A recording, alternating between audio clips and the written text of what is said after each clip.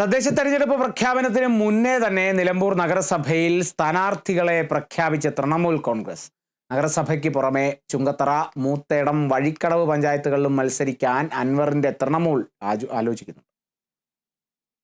തദ്ദേശ തെരഞ്ഞെടുപ്പിൽ സ്വന്തം തട്ടകമായ നിലമ്പൂർ നഗരസഭയിൽ കരുത്ത് തെളിയിക്കാനുള്ള ഒരുക്കത്തിലാണ് PV അൻവർ.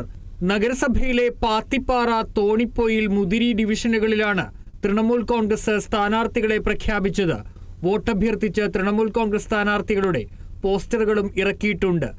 CPI മുൻ ബ്രാഞ്ച് സെക്രട്ടറി ഷാജഹാൻ പാത്തിപ്പാറയാണ് ഒരു സ്ഥാനാർത്ഥി. ഷാജഹാൻ നിലവിൽ തൃണമൂൽ കോൺഗ്രസിന്റെ മുനിസിപ്പൽ കോർഡിനേറ്ററാണ്. പാത്തിപ്പാറ, മൂമുള്ളി ഡിവിഷനിലാണ് ഷാജഹാൻ മത്സരിക്കുന്നത്.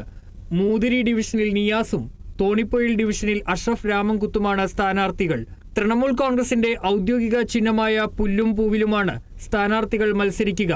നിലമ്പൂർ നിയമസഭ ഉപതെരഞ്ഞെടുപ്പിൽ ഒറ്റയ്ക്ക് മത്സരിച്ച PV അൻവർ നിലമ്പൂർ നഗരസഭയിൽ മാത്രം 2000-ലേറെ വോട്ടുകൾ നേടിയിരുന്നു. നിലമ്പൂർ നഗരസഭയിൽ ഉൾപ്പെടെ നിലമ്പൂർ മണ്ഡലത്തിലെ ഗ്രാമപഞ്ചായത്തുകളിലും നിലമ്പൂർ കാളികാവ് ബ്ലോക്ക് പഞ്ചായത്തുകളിലും മത്സരിക്കാൻ തൃണമൂൽ ആലോചിക്കുന്നുണ്ട്.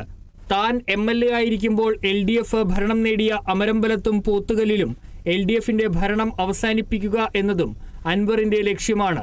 Kerala vision news, Malappuram.